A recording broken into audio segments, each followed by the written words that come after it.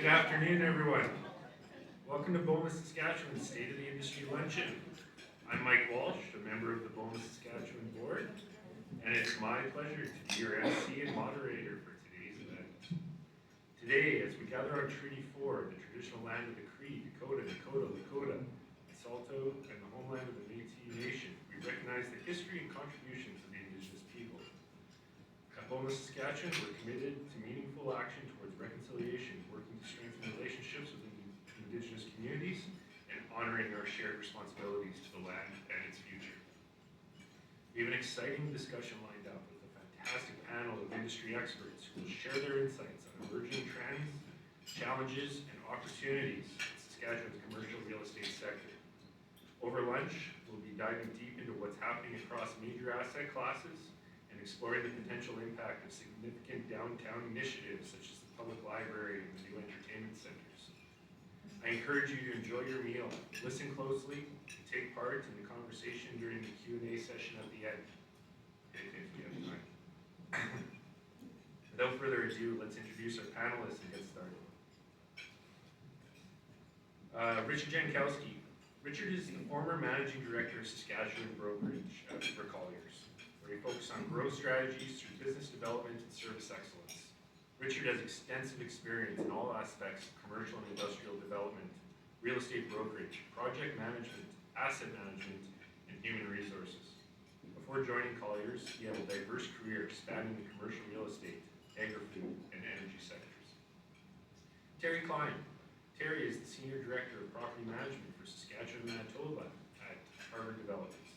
With over 25 years of experience, Terry is responsible for managing a large portfolio of office and retail developments. She leads a team of real estate professionals and holds designations such as an RPA and Certified Shopping Center Manager. Terry is also the broker for Harvard Developments, ensuring excellence across the properties under her management. Ryan Babby. Ryan has been with Colliers since 2005. He's currently the Managing Director of the Regina Brokerage. Specializing in the retail asset class, Ryan brings over 19 years of experience to the table. He holds the CCIM designation, which signifies expertise in financial, market, and investment analysis. Ryan is deeply involved in the community, serving on various boards and volunteering at local events, all while leading the largest commercial brokerage team in the Regina market. And Norm has over 35 years of experience in property assessment and taxation field, starting his career in 1988. He has worked with both the public and private sectors, including SAMA and the provincial government, where he pens much of the current assessment legislation. Now at Altus Group, Norm uses his extensive experience to help clients understand property assessments and navigate tax policies, ensuring fairness and equity in the system.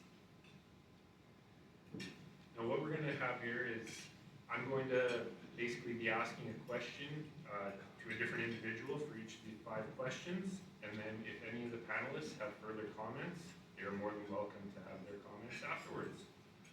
So I'm going to start with Richard, and the theme will be emerging trends. What are the key emerging trends you see for each major asset class in the current market landscape? Thanks, Mike. Whoa. We get to disagree up here with the rest of the panelists. Do what you got to do. Perfect. Well, I'm in the honeymoon stage of just getting back from Europe and post-Colliers, so but I had the benefit of going back to some of the data. There's a few things that stand out in the different asset classes. The first thing in the industrial side, some of these aren't immediately emerging, but just the escalating lease rates driven by, for the most part, construction costs, because at the end of the day, there's a certain threshold that developers need to return. So I put down 5. There's a shortage of investment grade product. We talked about that for a while. We're also seeing a bit of a stall in the condo development market. And the other one that, for me, that's significant, that's worthwhile to talk about, and when we look at the economy, is for quite a while, for probably 3 quarters, we had a market that was sub 1% for vacancy. So if you think about it, half of the market in Canada, the 12 markets that the real estate industry typically speaks to, 50% of those had less than 1% vacancy. At the same time, that was driving up lease rates, so for the first time, we were punched through with $20 net asking rents.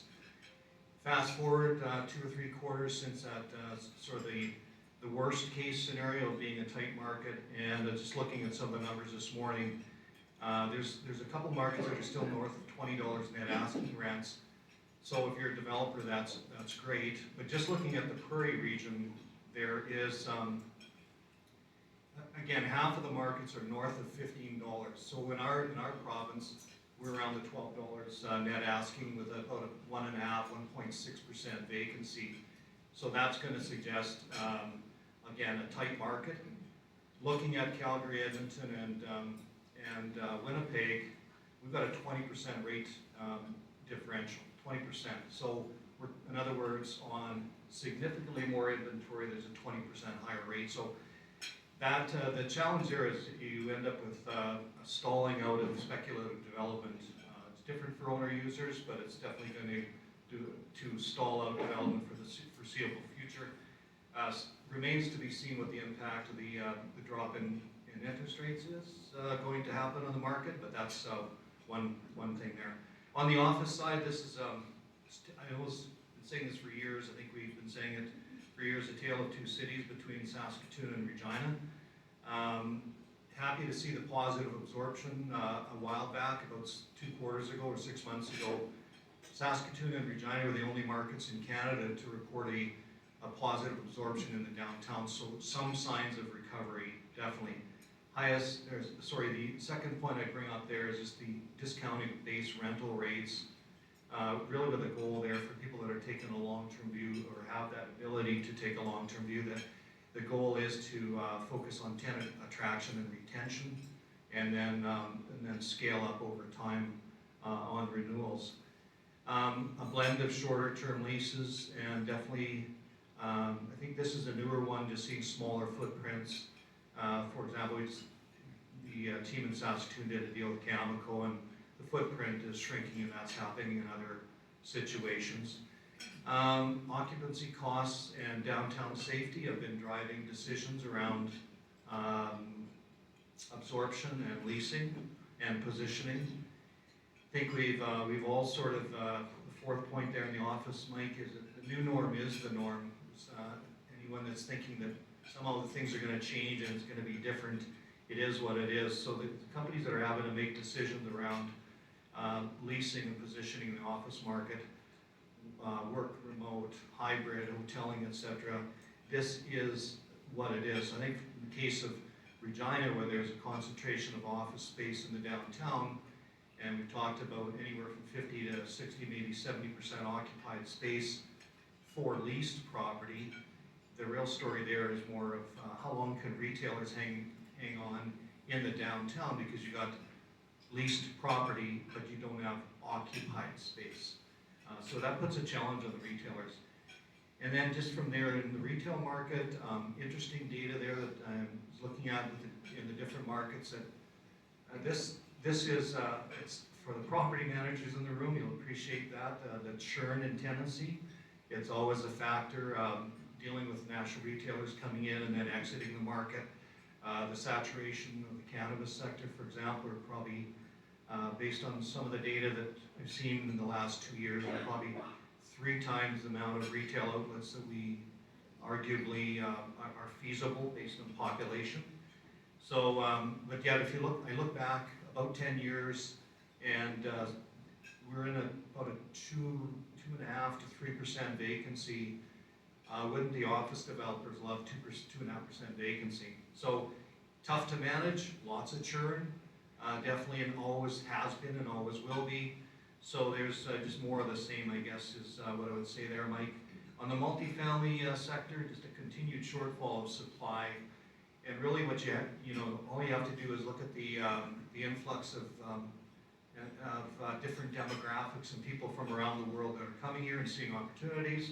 But at the same time, it's also shifting the demographics and the type of design, because we've got a confluence of boomer population, retirees, rural to urban, and then intermigration. It's interesting to see the amount of people that are moving back from Ontario, for example. That trend has shifted from an 11% outflow to an 82 or 84% inflow from Ontario in the last 3 years. I should mention the other thing that was worthwhile in the office sector, that there's been a 55% decline in Canada on new development in the last 3 years. So it's stalling out. We're back to about 2014 levels for new construction, and that means that that area should level out over time. Last asset class worthy of note is land. It's a finite commodity. We're also trying to figure out how to work with the land base that we've got. There's definitely a really good supply of development-ready land in Regina. Not quite the story in Saskatoon. And definitely, when you think of land, the whole logistics infrastructure side is an important consideration, because we've got a bypass highway that supports inflow and outflow safely, and the transportation of goods in the province here, and it's decades away from Saskatoon. So I think those are the biggest ones by the 5 asset classes. Thank you, Richard. Terry, any comments on office? Thanks, Mike. Just to add to Richard's comments, you know, while the norm is the norm, I think we are starting to see more people coming back, and over time, employers are just requiring it. Will there always be hybrid work? Absolutely. The one thing that I know within our portfolio we're really focused on is customer experience, right? And there's a lot of competition out there for those tenancies right now. And we're not the big markets in Calgary, Vancouver, Toronto, and whatnot. And, you know, we're talking about amenities within our properties and our buildings. That's important. People will come to work if there's something other than just work to come for. So I think that that's really important. That's something that we're seeing in our office portfolios, making sure that there's other experiences. Definitely tenants are requiring more financial incentive. Minimum rent rates aren't terrible, but we've seen TI costs and landlord work costs go way high. So that's a really big piece in the office side as well.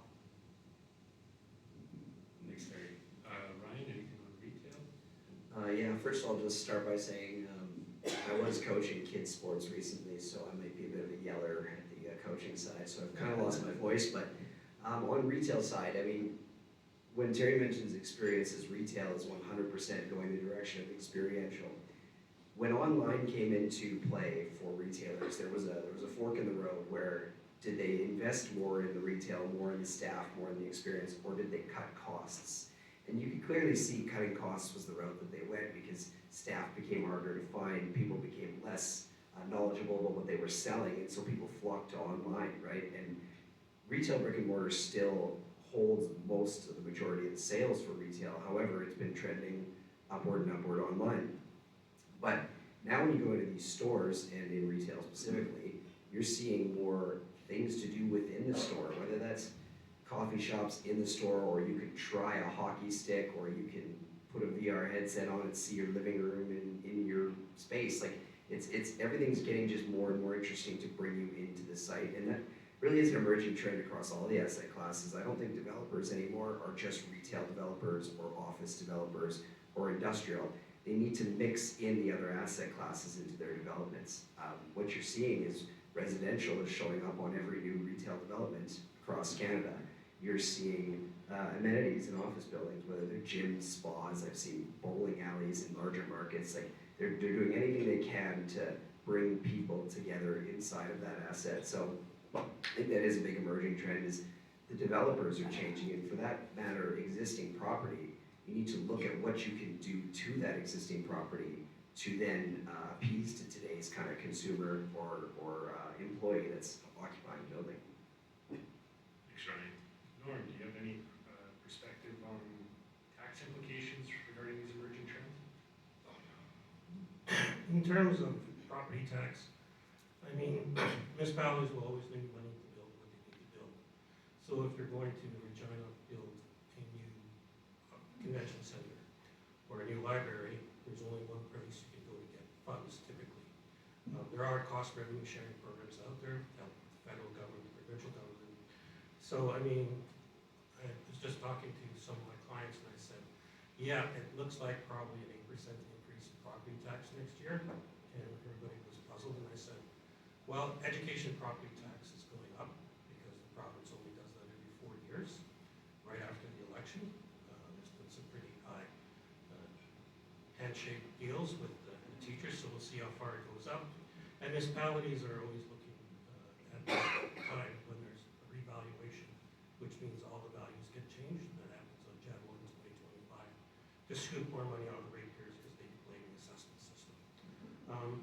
So it is a little confusing. You have to muddy your ways through waters, and I know property tax is a consideration when people are looking at investing in the marketplace.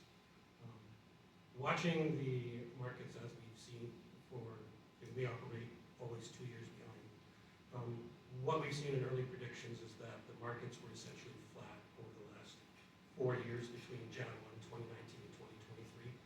Offices saw, basically remained at the same level for market value-wise. Retail didn't see much growth either. The industrial sector actually saw the most growth. They were about 10%. And that's because the epidemic didn't really hit them as bad as it did the other sectors. Multifamily, we still see the need for low-cost housing. I think it's an issue that certainly when I was at government, we took a run at a couple of times. There was some hopefully couple of opportunities in the city that never came to fruition, which drives people, of course, in the multifamily sector to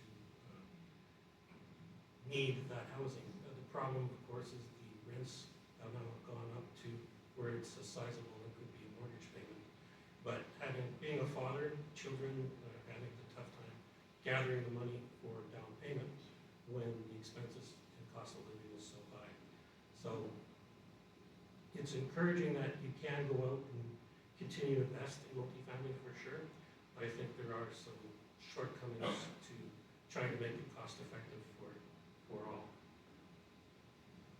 Thank you. The next theme that we'd like to discuss is downtown initiatives. I was actually at the Saskatoon mayoral debate yesterday, and Don Atchison referred to the future downtown arena for Saskatoon as Cynthia's Palace. So it's quite a polarizing topic in Saskatoon. I imagine there's similar trends in Regina. Among the significant downtown initiatives, such as the public library, entertainment center, and the BRT, which do you believe will generate the most substantial economic impact and why? Norm, let's start with you. So I'm going to leave the more flashier ones to my colleagues. There's been a lot of debate on the public library and entertainment center, but depending on who you talk to, there's a new story of how those are going to transgress. I'm going to talk about the Visit Rapid Transit. I think that the system probably could have a really good impact because currently people trying to get to the downtown core or any of the business hubs, taking the bus just isn't efficient. Back in the day I tried it. I wanted to be energy conscious, fuel efficient, save on the cost of parking downtown. Unfortunately, it took me 40 minutes to get downtown and I could drive in 15. Not efficient, and if you're wondering why the transit system isn't used by most of the working folk, because as they say, time is money, and losing an hour a day just isn't convenient. So if they were to move forward to going through where you have something like a bus rapid transit that gets you there in a reasonable time, I think it would be an opportunity for more people to hop on and take it, and could lower the costs, certainly for those folks that are having to pay the $100 to $150 for parking. So I think it would be a move in the right direction. I think a lot of what you hear is how do you get, those people that are the new immigrants, maybe they can't drive. Well, if you have a bus system that works, they could get to locations in a more expedient fashion. I grew up in Edmonton when the light rail transit system was put in, and it changed that city. You can get anywhere. I mean, I would take the bus before I would drive in that city, simply because it was so efficient. We're going a long ways before that, but anything that could improve it would be good. Do you know Saskatoon said they're going forward with a BRT? So we will have a blueprint to see whether it's effective. It's supposed to be up and running in 2028. I don't know if we want to be following others in terms of trying to make this happen in our city. I think we should be a little more proactive, but I think that it would help a lot to get congestion off the roads and could be more efficient for football games, because I'm a season ticket holder. I take the bus every time. There's just no point in trying to squeeze yourself down by the stadium. It just doesn't make any sense. You can park in, you can ride for free on the transit, where parking is anywhere from 22 bucks, games. So I think there is a model. You can already see it's successful. I understand the challenges with, in peak times, you really need the BRT, but I think there's ways to work around it. So that's my 2 cents. Thanks, Norm. Brian?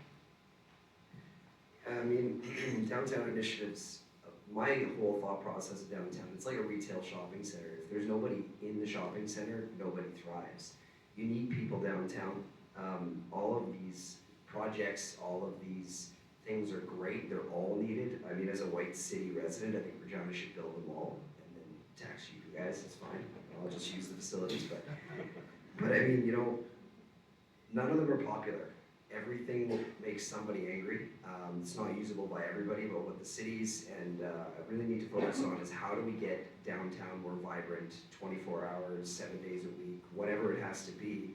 You look at Regina, we've got a great office community downtown, but evenings and weekends, it's completely dead. You look at Saskatoon, they've got the river running through downtown, and a lot more people evenings and weekends, but maybe not the same office community. So you just have to figure out how to bring the people down, and all of these projects Regina's talked about, all the projects Saskatoon has talked about, they're great projects and they're needed, and it's hard to really justify what any of them do to the city overall, but you gotta have happy people in your city. You gotta have people that want to come downtown, and these types of projects are extremely vital towards it. So I'm always in support of investing in a downtown. I mean, it's gonna be great. The Globe Theater is gonna reopen in Regina very shortly. I think it's gonna be exciting that people will be able to go and do something downtown and go to a restaurant and just have another reason to be. So I think it is something we all do have to support, but it's very hard to pick the right one because none of them come with a small price tag.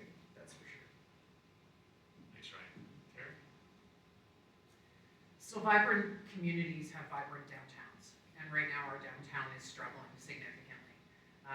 I also have the privilege of sitting on the Regina Downtown Business Improvement District Board, and so I'm well versed and quite involved in a lot of the initiatives that are being talked about in our downtown. Brian's absolutely right. We need people to stay in our downtown beyond 5 p.m. We need to ensure a nighttime economy, because right now, from 8 to 5, Monday to Friday, we're bustling for the most part. But we need to extend beyond that. And there are so many things that play into our downtown. Right now, one of the biggest issues that we're dealing with is safety and security, which leads to more conversation around hybrid work in the downtown. People don't feel safe and secure, so they're not gonna come to downtown. It's kind of the chicken and the egg philosophy, right? So that's something that the city is focusing on, and actually just earlier today, the ARO, or the Alternative Response Officer Program, was launched. There are 7 ARO officers who will be patrolling our downtown Monday to Friday, kind of 8 to 5 right now. They're looking at expanding that service, which is fantastic. We need to incentivize property owners as well to help to grow the after hours business, whatever that looks like, whether it's restaurant, food, typical retail, those kinds of things. Again, Ryan's right. I think all of these things are going to help to benefit our downtown, but it's very polarizing discussion because it comes with a very big price tag, and who pays for that. So, in addition to that, Norm's comments about transit, The city of Regina over the last couple of years has developed a new master transit plan, which has been somewhat derailed in implementation by all of the construction that is downtown, for any of you that live downtown or work downtown. The 11th Avenue construction has provided some very significant challenges. So I think that that's delaying our investment in downtown as well. But I think we have a lot of great opportunity. The Globe is reopening for the end of the year.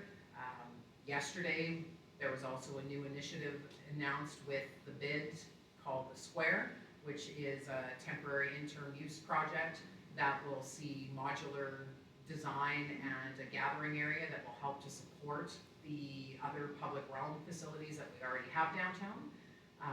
We need to get our events back up and running. We need the Folk Fest, we need the Farmers Market, we need to bring new events downtown, and we're currently working on that right now. We've got some great initiatives that we just spoke about. So we need to create vibrancy, but in order to do that, we need to have safety and security so that people want to come downtown. So that's a big part of downtown, and I think, you know, just to touch a little bit on the entertainment center, one of the other polarizing discussions around that is, where does it belong? And downtown already has the amenities needed to support such a thing. It has the hotels, it has the food and beverage, it has the retail services, it has the parking. Whether people believe that or they don't, there is significant amounts of parking in downtown. Now, it's not right outside the front door, but that doesn't exist anywhere. So I think downtown is the place for it. Where are we gonna get the money to fund that? When is it going to happen? Not soon enough, in my opinion. But we need a vibrant downtown in order for our community to continue to thrive. It's also a very large tax base, as Norm can attest to, right? We need property values to stay high in our downtown. We hold a very small footprint, but we pay a very big tax bill. Terry, I wonder if you can comment a little bit more on the safety aspect. When I think of the downtown arena, I think of 5,000 to 15,000 people down there 200 nights a year. To me, there's safety in numbers. And I wonder if you can comment a little more about that. Absolutely, there's safety in numbers. You know, I don't think that there's perception that downtown is unsafe. And that was a perception, but it is actually a reality in some cases now. We track the events that happen within our portfolio, and it is scary. But when you see those large events downtown and you see people, there is safety in numbers, right? If you're that random individual leaving work at 5 o'clock and you're the only person walking across Victoria Park, absolutely you're going to be apprehensive to do that. But if there's ongoing activity, I think that, and groups of people, the people that are causing the issues within our downtown are likely to not cause those issues because there's strength in numbers. We need to take our downtown back. We need to, like I said, bring that nightlife economy.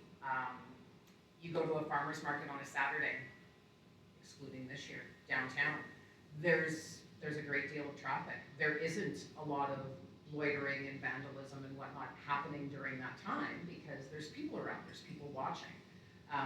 So the more we can bring downtown for a further extended period of time, the safer it's going to be. Private business has spent considerable sums on private security, significant sums.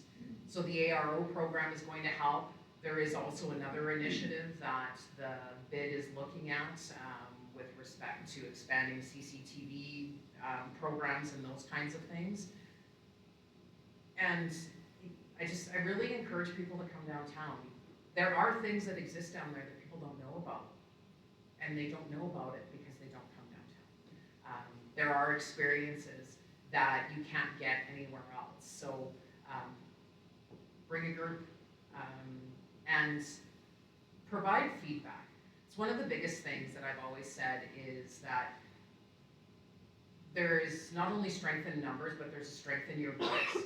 And we've been lobbying RPS for quite a number of years as it relates to an alternative response officer program. And finally, the squeaky wheel was greased. Keep talking to those people that make those kinds of decisions if you have that audience, because it's important. Thank you, Terry. Richard, to wrap this up, we do have a live audience streaming. I believe it's mainly Saskatoon that's tuning in today. I'm wondering if you can provide a little bit more focus on Saskatoon downtown potential there. Sure. It's probably gonna be a long, meandering answer, starting at the, yeah, so it'll be per usual. I think that it's a very complex, your question was on which one of the three, the library, entertainment center, or BRT, or whatever that's gonna be. And the answer is not simple, it's complex, and going back to Norm's comment, coming back from Austria, and how can I get from Munich to Salzburg and stop everywhere along the way and be no more than 2 minutes off schedule? So if it's a 12:12 and it's pulling in, it's 12:12. You can set your watch, and we don't have that infrastructure. So I think there's something to be said about infrastructure back to BRT, that it definitely should be part of that, the strategy overall, and should be adopted to the final outcome, whatever that's going to look like. There's a couple of really good books on from a gentleman by the name of Mark Rosentraub, picking major league winners, and he also wrote a book called Major League Losers, and that's about multi-purpose facilities or event centers and things like that, and what that can do to a particular part of the city. In our case, the focus has to be in the downtown in some fashion. I think we've had examples of the vision here with the RRI several years ago. I was just reading and where that's gone, because right now what we've got is we don't have a fully integrated outcome, and we're 10 years in. We've got a stadium in a football league in Canada that's hanging on, but heaven forbid something goes sideways there. Here's the interesting thing, I think, that where government, who's going to solve this for us?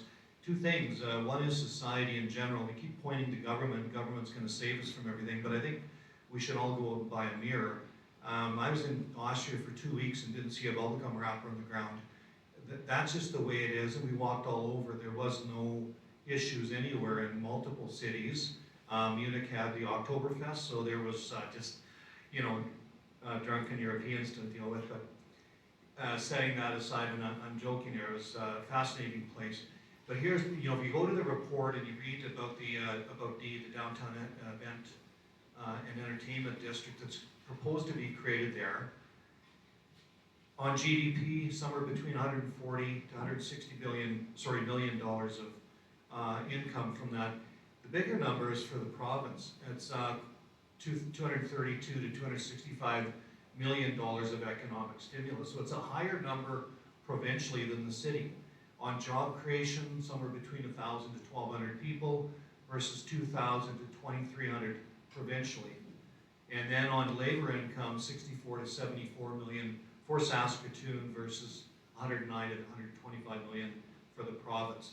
So definitely there's a benefit. I would feel like we fall into this pocket of being small thinkers, when really what we're creating this, is Costco sell to Saskatoon or Regina, or are they selling to the whole region, the whole province? These things are provincial stimulus opportunities if done right. So I couldn't come to I don't understand libraries well enough to say, will that be a game changer for Saskatoon? I did engage with the chamber a little bit and a couple of developers on the Kelsey campus, for example, because Saskatoon's doing a new polytechnique on provincial government land. Going back to the 60s when Kelsey was done in Idlewild, there was a vision that this would create secondary employment and sort of a hub and spoke. It didn't. It's an education center for students that are getting by. So this needs to be thought out, and there needs to be collaboration for sure. It's a solution societally, but also regionally and locally by the stakeholders, mainly the taxpayers and the residents. I'm not sure about the library, Mike. I think definitely they'll BRT or some form of logistic, preferably in my opinion, bus to rail, because we've got opportunities to also improve logistics across the province or nationally with a rail network. Thank you. Next theme, challenges in the industry. And this will be directed towards Terry to start. What are the primary challenges hindering growth, operational efficiency, and market attraction in our industry? Money. Just money. So land costs are obviously on the rise. Servicing costs are on the rise when you talk about construction and development. Construction costs are on the rise. I think it's Jan 1 of 2025, SAF costs in the city of Regina are going to go up 17%.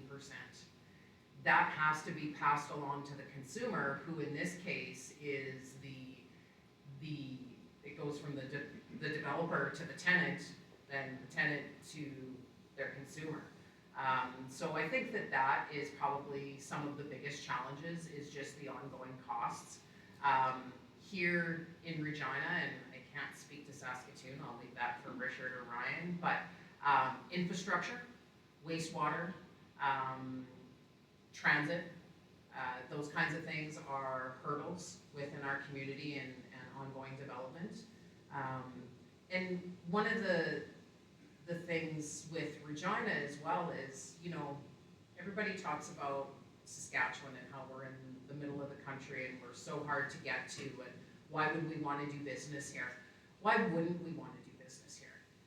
I think we need to change the narrative around how we speak about ourselves when we promote ourselves to the rest of Canada, North America, and the world. And our groups in Regina, specifically with EDR and tourism and whatnot, are doing a really great job of that. But we need to be more positive about what it is that we can provide, not what we can't provide.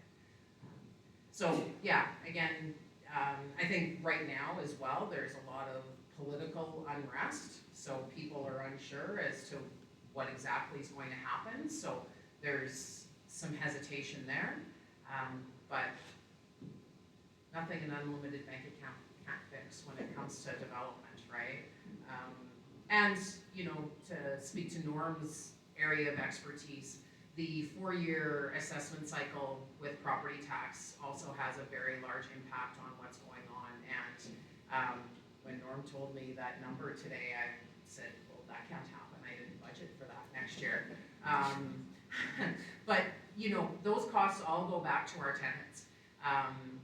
The rising costs associated with CAM, whether in our office or in our retail, is also having a significant impact, and that's outside of property tax. Utility rates continue to go up. Insurance, well, it's stabilized a bit. The last few years have really gone up.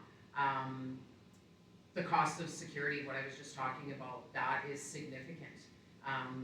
So those things continue to go up. The cost of labor continues to go up, and all of that has to be passed along to the consumer. Someone has to pay for that. The margins are already slim. And one of the other issues is that people are lessening their discretionary spending. We're starting to see in the food and beverage industry that those sales are really starting to take a bit of a nosedive, because instead of maybe taking your family out once every 2 weeks, you're only maybe going now once a month or maybe once every 2 months. So there's some impact there as well. And a lot of the new startup businesses that we're seeing in the retail world, or even in our downtown world that's supplementing office, we have a lot of new business owners who are maybe not as well versed. Just because you can buy a business doesn't mean you should. You need to understand exactly what it is that you're getting into, because all of these challenges with rising costs, people aren't always well versed in how to navigate that. So it's important that as leaders within our businesses and in our communities, that we're helping to guide those people so that we're all successful. There's numerous more challenges, but those are the main ones. Thanks, Terry. You mentioned occupancy costs, and shout out to Bowman Best, where that's a good opportunity for us to lower utility costs on the bill. A lot of tenants are looking at the gross number, not necessarily the net number. So if we have the opportunity to lower our occupancy costs via utilities, then we can, as landlords, we can potentially raise our net rents to make up for that. So, Norm, do you want to talk about the tax tied to occupancy costs? Well, I mean, And a potential challenge in our industry. yeah, the property tax thing won't go away. I mean, that's just part of life. We have told clients, for the most part, to expect 8% next year. And then after that, it'll go back down to the usual norm of about 4 or 5%. And that's because of what happens with education property tax. And so it's something to be aware of. When I look at the industry challenges, I think the biggest thing that I hear from Chamber of Commerce and other folks is the labor force, the workforce that we have. When you see big industries looking at possibly locating in Regina, what they look at is the population. What's the labor force? Will it be able to, provide me the number of folks that I need to make my business viable in the city of Regina? And it's even becoming an issue with existing businesses to find people that are, skilled enough to fill the voids that are being created by folks like me that are going to be retiring soon, because I'm not a baby boomer, but touching close to it. But as all the experienced people do leave, it does leave a void that has to be backfilled. And we're seeing it across all areas. Even, the city of Regina, the assessment folks I work with, all the people that had the knowledge base has retired and moved on. So now you're dealing with people that are not of the same skill set, and there's a lot of having to reteach and relearn those folks into the business. But I do, acknowledge that even the, when I think of the trades, how do we get people in there? Because it's a much needed service. And if we don't have the tradespeople, how do we do the construction work? How do we build all these new properties, right? Where is that labor force? So it's something that has to be examined and looked at. And as we mentioned earlier, if you make your city vibrant, people will come, and that will provide the labor support, hopefully, for all the new investors that are looking at investing into our city. Thanks, Norm. I see that Richard pulled out his graphs and charts, so let him speak next.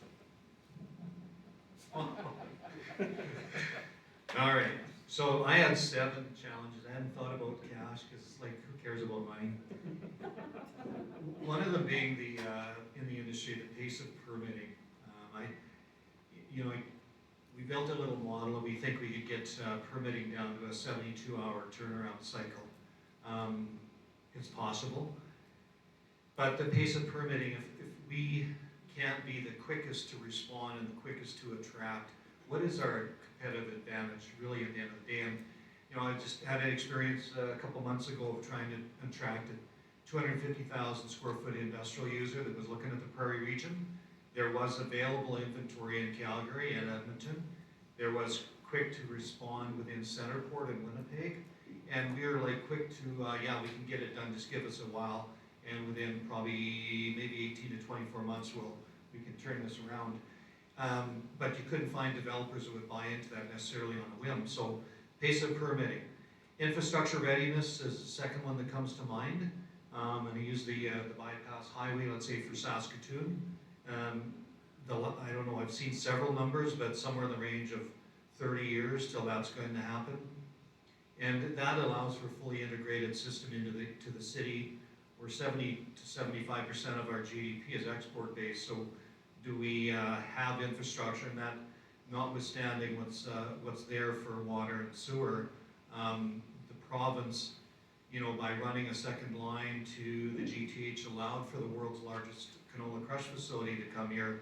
Not necessarily was that a guarantee without that happening. So infrastructure readiness, geography, yeah, like we talk about being the hangover of the 51st state for the US, but we're also at some point, the reality is we're butting up against Russia to the north. So we've got an export-based economy, and the US is going through its change, which is somewhat the next one I mentioned, which is populism in politics. Where will the U.S. go? As the U.S. goes, we will be dragged along. Now, the beauty for us is that we do have some great reports that came out just recently. The ease of doing business, Fraser Institute puts us, Saskatchewan, number 3 in North America for doing business in mining. Number 3. So your point, Terry, why not here? It's here, you can't move it. It's not a .com. And the other one is the annual mining companies places Saskatchewan 3rd globally for geology and government attractiveness. Sorry, I want to go back to the other one on the Fraser study. That was in the energy sector. We're ahead of Alberta, we're ahead of Texas. The only jurisdictions we're behind is Wyoming and North Dakota. So this is a great place to come if we can solve some of these things. The populism, for sure, like if we're running countries on Twitter or X or something like this, or countries and economies and companies, and that's what's swaying public opinion, and there's more people wanting to jump on to a solution than and kill it than jump on and make it happen. At what point do we start to lag? And that leads into another one with the fractured political agendas. I use the example there where, you know, the last, about a year ago, the stats were pipeline approvals in the US 14, in Canada 0. There's about $60 billion of natural gas exporting coming out of Australia, and all of that stuff adds up to tax revenue. So setting aside our beliefs on the environment and setting aside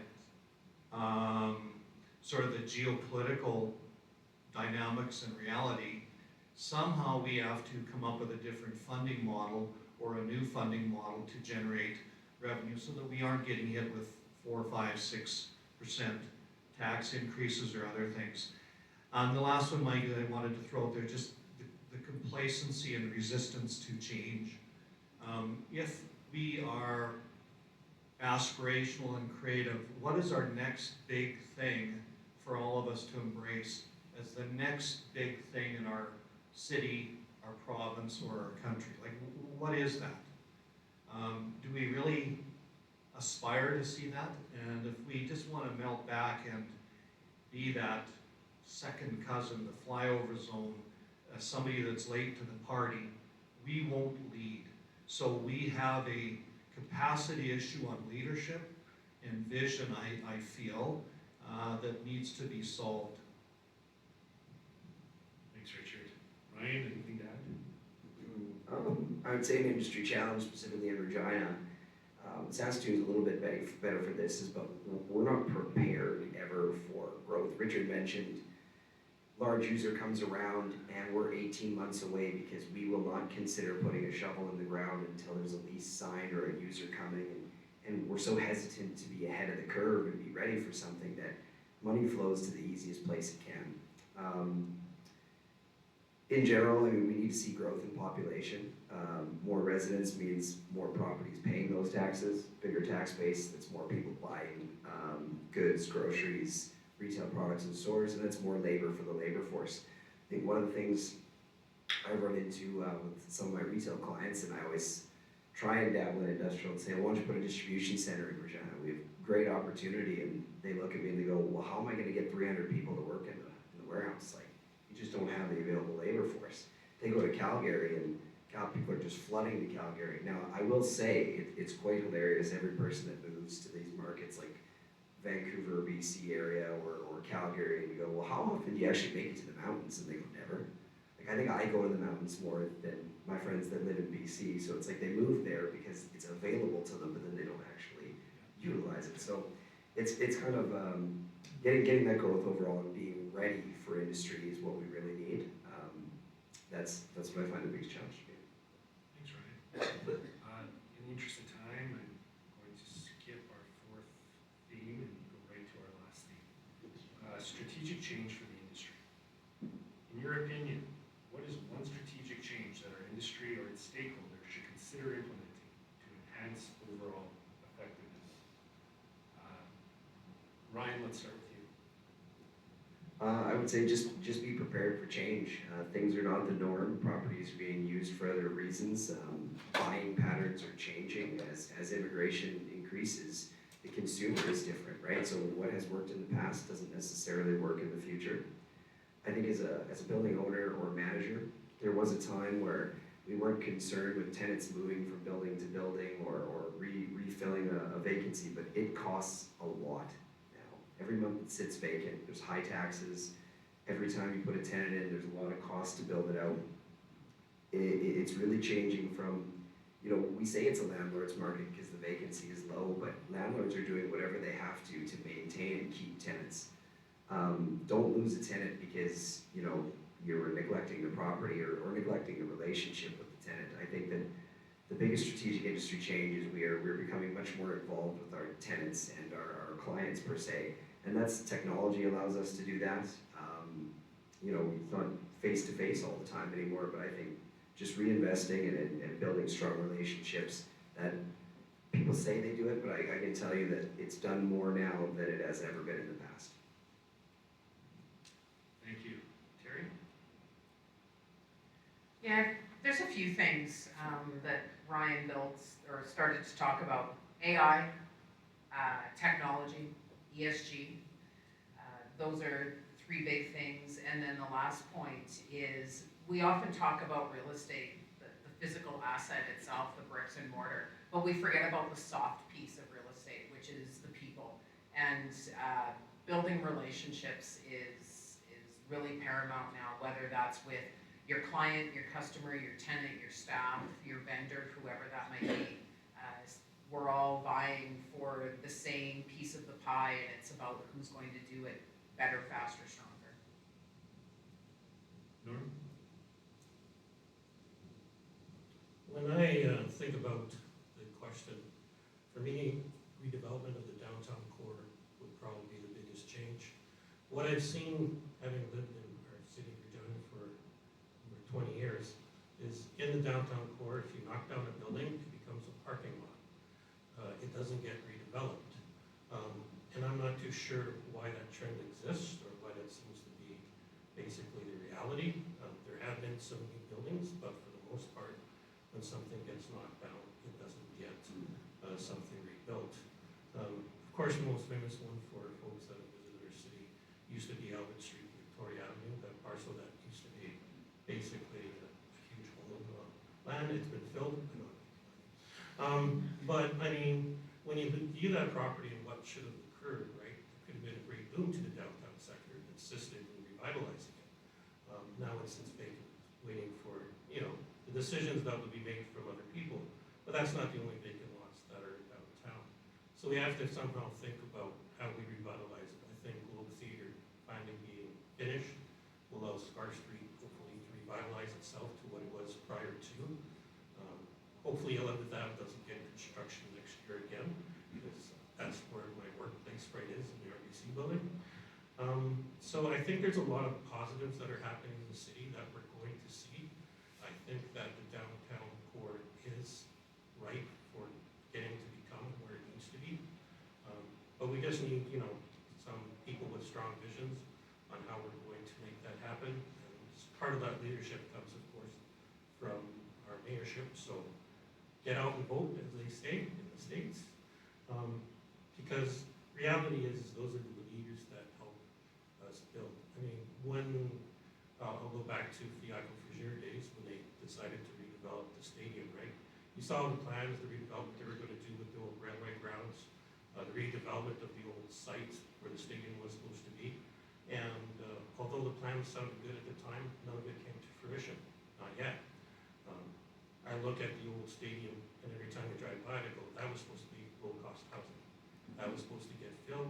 It was, I think, something that would really help our community, and I'm not too sure why it never came to fruition, but, changing priorities depending on who becomes the mayor.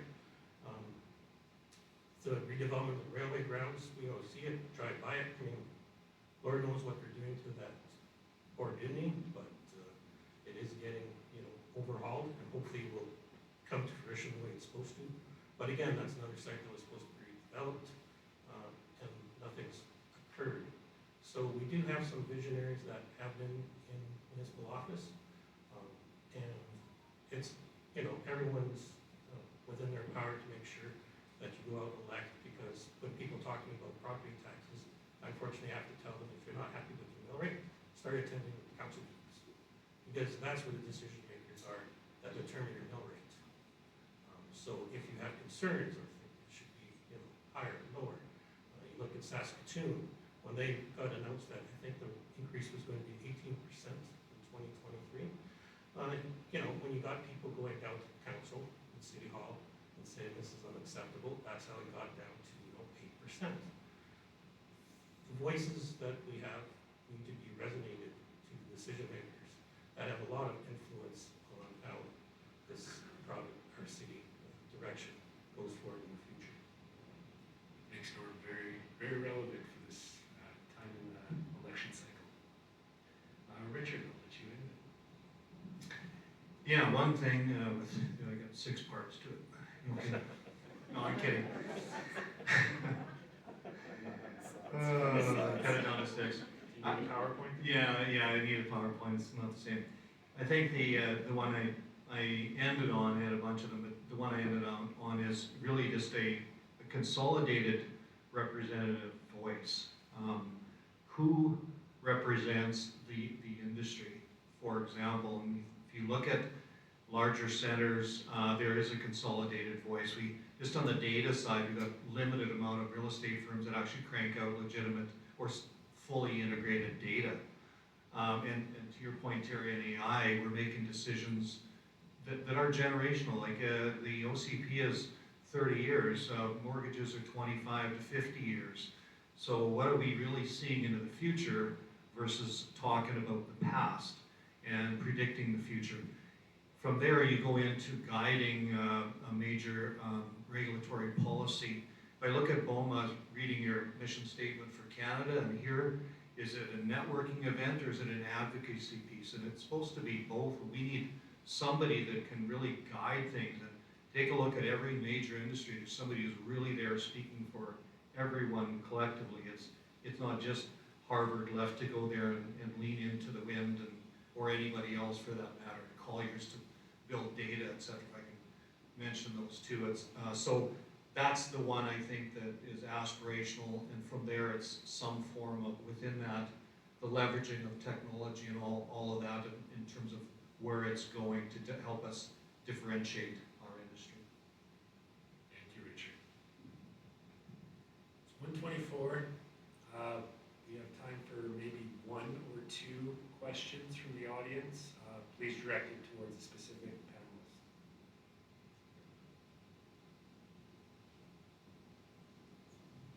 Go ahead.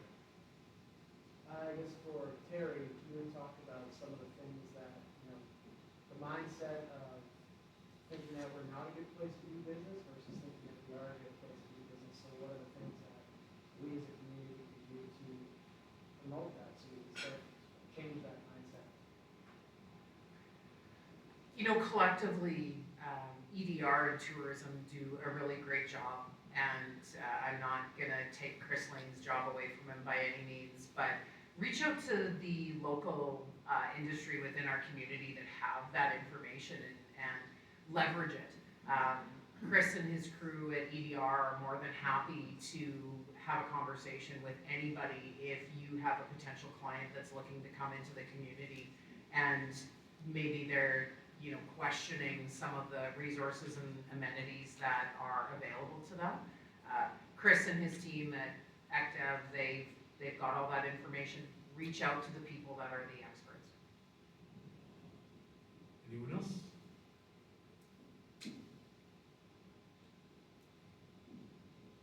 Okay. Mike, it would be, on that point, it would be good for us to have a standardized set of data points between the city. EDR and Street both have outstanding data points and sets.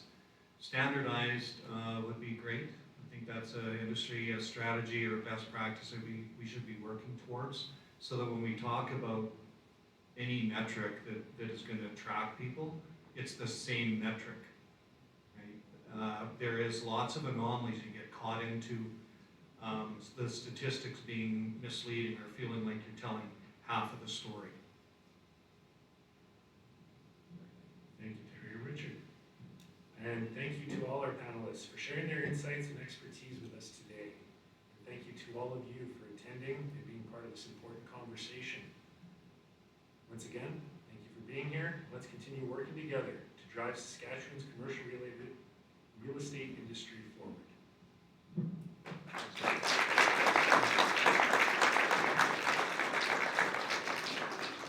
And it wouldn't be a lunch without a prize.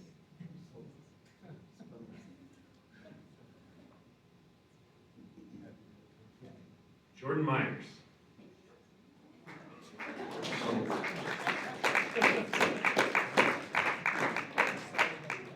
golf balls, some Harvard socks, $100 gift card to downtown Regina, and a notepad. Oh, there goes the golf ball. Yeah. Can't lose those faster.